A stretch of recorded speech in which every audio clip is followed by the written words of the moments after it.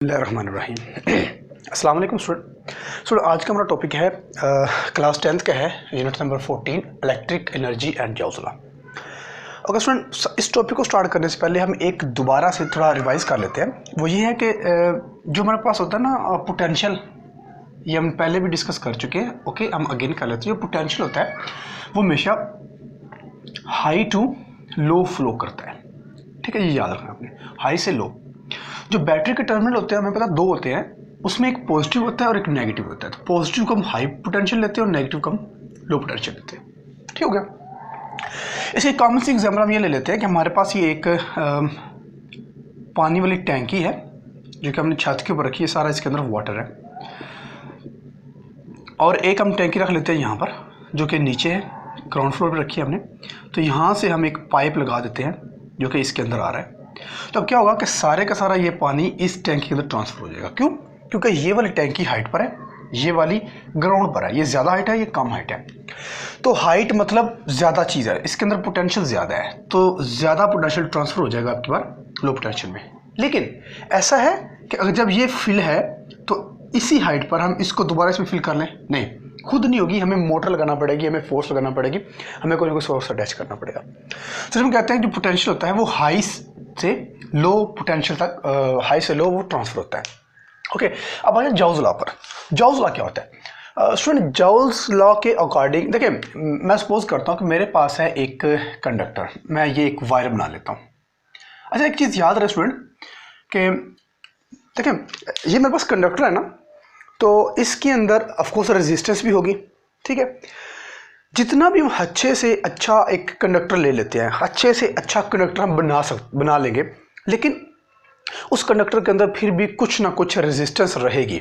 जो हम कहते हैं रेजिस्टेंस जीरो है या रेजिस्टेंस नहीं है, तो वो एक आइडियल केस होता है। लेकिन ये वाला आइडियल केस नहीं, ये रियलिटी है। देखिए पंखा है ना या मोटर है कोई भी, उसकी ना वाइंडिंग की जाती है। अगर आप किसी चीज़ को ऑब्जर्व किया, उसकी वाइंडिंग की जाती है, और वाइंडिंग की जाती है एक कॉपर वायर के साथ होती है, एक सिल्वर वायर के साथ होती है। कहते हैं कॉपर बहुत अच्छा वायर है। क्यों? क्योंकि उसके अंदर रेजिस्टेंस बहुत कम होती है एज कम्पेयर टू सिल्वर या as compare to other material. Resistance कम ज़रूर है लेकिन रेजिस्टेंस ज़ीरो नहीं होती, कम ज़रूर होती है। ठीक है, तो याद रखना है कि जितना भी अच्छा कोई कंडक्टर है हमारे पास, उसके अंदर कुछ ना कुछ रेजिस्टेंस ज़रूर होती है। अब सपोज करते हैं कि हमारे पास ये एक इलेक्ट्रॉन है, मैं एक इलेक्ट्रॉन से एग्जांपल दे रहा हूँ। पॉइंट 1 से पॉइंट 2 तक इसने फ्लो करना है। अब इसके अंदर कुछ ना कुछ रेजिस्टेंस है, ये सारे इसके अंदर रेजिस्टेंस है। रेजिस्टेंस मतलब हर्डल्स, कि इस इलेक्ट्रॉन को इन हर्डल्स को क्रॉस करना है, तो इसकी रेजिस्टेंस होगी। ये जो आप लाइनिंग नजर आ रही है आपको डॉटेड लाइन, ये रेजिस्टेंस है इस मटेरियल की। अब इस इलेक्ट्रॉन को, जो कि मैं ये ब्लैक से डिनोट करता हूँ, अब इस इलेक्ट्रॉन ने पॉइंट 1 से पॉइंट 2 तक जाना है, तो इसको, इस इलेक्ट्रॉन को रेजिस्टेंस को क्रॉस करना पड़ेगा। ऐसे ही है। तब क्या होगा, जब ये पहले बैरियर क्रॉस करेगा तो ये टकराएगा। जब ये टकराएगा तो इसकी जो कुछ एनर्जी होगी वो लूज हो जाएगी। फिर ये नेक्स्ट बैरियर से टकराएगा, फिर कुछ एनर्जी लूज हो जाएगी, फिर नेक्स्ट से टकराएगा, फिर कुछ एनर्जी लूज हो जाएगी। तो इस तरह करते करते एंड पॉइंट तक पहुंचते पहुंचते जितने भी बैरियर से टकराएगा, जितने भी पॉइंट से टकराएगा, जितने भी दूसरे इलेक्ट्रॉन से टकराएगा, अपनी एनर्जी लूज करता जाएगा। अब जो एनर्जी लूज हो रही है ना, वो हमें दो फॉर्म में नजर आती है। पहली, या तो लाइट की फॉर्म होगी या फिर वो हीट की फॉर्म होगी। ठीक है, ओके, अब चलते हैं अपने टॉपिक पर। जॉल्स लॉ के अकॉर्डिंग ये होता है कि जब किसी भी कंडक्टर के अंदर से कंडक्टर के अंदर देखिए, जब ये टकराएगा तो एनर्जी लूज होगी। ठीक है, वो हीट की फॉर्म होगी चाहे, और वो लाइट की फॉर्म भी हो सकती है। तो जॉल्स लॉ के अकॉर्डिंग जो हीट इसमें लूज होती है ना, जो हीट की लॉस कर देता है, वो किसके इक्वल होती है? तो हम कहेंगे कि जो हीट लूज होती है, हीट जो लूज हो जाती है, जो लॉस कर देता है हीट, वो इक्वल होती है किसके? वो इक्वल होती है तीन चीज़ों के, याद रखना है। एक, मैं इसको ना पॉइंट की फॉर्म में लेता हूँ।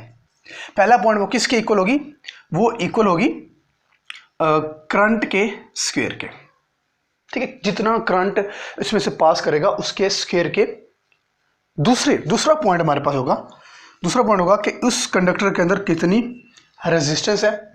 और तीसरा पॉइंट हो सकता है कि वो इलेक्ट्रॉन कितना टाइम लेगा एक पॉइंट से दूसरे पॉइंट में पहुंचने के लिए।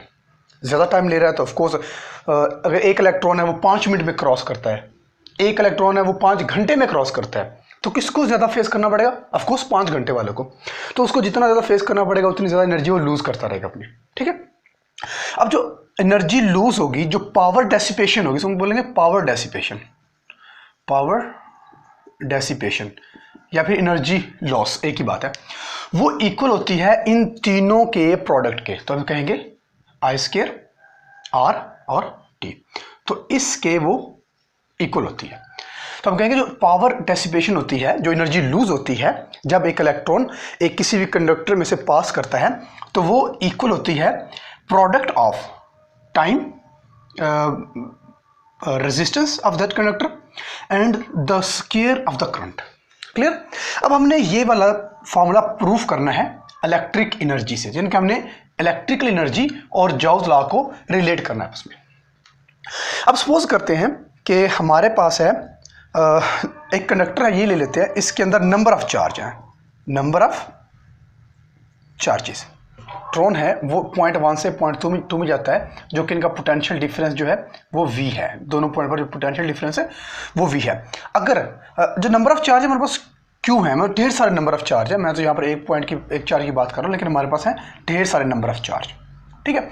और जो एनर्जी डिलीवर होती है इस चार्ज की वजह से पॉइंट 1 से पॉइंट 2 तक पहुँचने के लिए, उसको हम लिख लेते हैं एनर्जी डिलीवर्ड बाय चार्ज, ठीक है। वो हमारे पास होगी v जॉल। सपोज कर लेते हैं, क्योंकि पोटेंशियल डिफरेंस v है तो हम सपोज कर लेते हैं जो एनर्जी डिलीवर हो रही है वो भी v जॉल ही है। अब देखें जो पावर होती है, पावर उसको हम लिख लेते हैं w से, क्योंकि सॉरी जो एनर्जी हमारे पास है, एनर्जी को हम लिख लेते हैं w से। क्योंकि w क्या होता है? w हमारे पास होता है वर्क, तो वर्क का जो यूनिट होता है वो हमारे पास होता है जाउल, ठीक है। और जाउल जो यूनिट होता है वो एनर्जी का होता है, ठीक है। तो हम डायरेक्ट एनर्जी को W लिख सकते हैं। तो W हमारे पास अगर टोटल एनर्जी है तो टोटल एनर्जी हमारे पास क्या आएगी? टोटल एनर्जी वो होगी जो एक चार्ज की होगी और जो टोटल चार्ज होगा, इनके टोटल चार्ज मल्टीप्लाई बाय जो एनर्जी होगी, जो जाउल होगी, जो एनर्जी होगी एक चार्ज की, उनको मल्टीप्लाई लेंगे तो हमारे पास आ जाएगी टोटल एनर्जी। क्लियर? ओके, इसको कहते हैं कोई नंबर 1।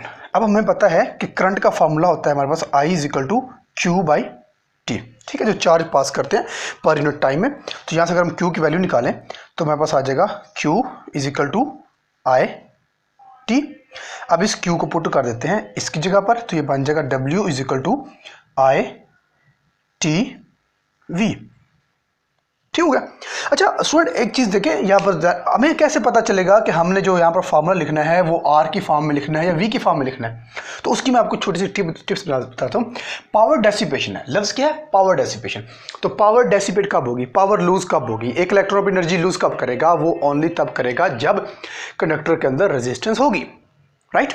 अगर कंडक्टर के अंदर रेजिस्टेंस नहीं है तो पावर लॉस भी नहीं होगा, पावर डेसिपेशन भी नहीं होगा। तो पावर डेसिपेशन कब होगा? जब एक कंडक्टर के अंदर रेजिस्टेंस मौजूद होगी। तो इसका मतलब है कि जहां पर हमें फॉर्मूला बनाना है उसके अंदर रेजिस्टेंस लेकर आनी है हमने, राइट। तो यहां से हम क्या करते हैं, रेजिस्टेंस हमें V को ख़त्म करना पड़ेगा। तो V का फॉर्मूला क्या होता है? V = IR। तो हमें यहाँ पर V का फॉर्मूला लिख देते हैं, तो ये बन जाएगा V की जगह पुट कर देंगे IR, तो ये I ऐसी रहेगा, मल्टीप्लाई बाय V ऐसी रहेगा, T भी, सॉरी ये T ऐसी रहेगा, ये T ऐसी रहेगा, V का फॉर्मूला है IR, राइट। तो ये हमारे पास बन जाएगा W = ये I² हो जाएगा, I² RT। तो थोड़ा ये हमारे पास होगा वही फार्मूला जो हमने पहले लिखा था कि पावर डेसिपेशन का फार्मूला। अब स्टूडेंट जो पावर डेसिपेशन है उसका फार्मूला याद रखना है, I² करंट का स्क्वायर R और T। अब ये फार्मूला में ये बता रहा है कि जो पावर डेसिपेशन होगी किसी भी कंडक्टर के अंदर वो डिपेंड करेगी कितनी करंट उसमें पास कर रहा है, कितनी उस कंडक्टर की रेजिस्टेंस है और कितने टाइम के लिए करंट पास होता है, कितने टाइम के लिए इलेक्ट्रॉन पास होता है, ठीक हो गया। 3 फैक्टर पर ये डिपेंड करेगी।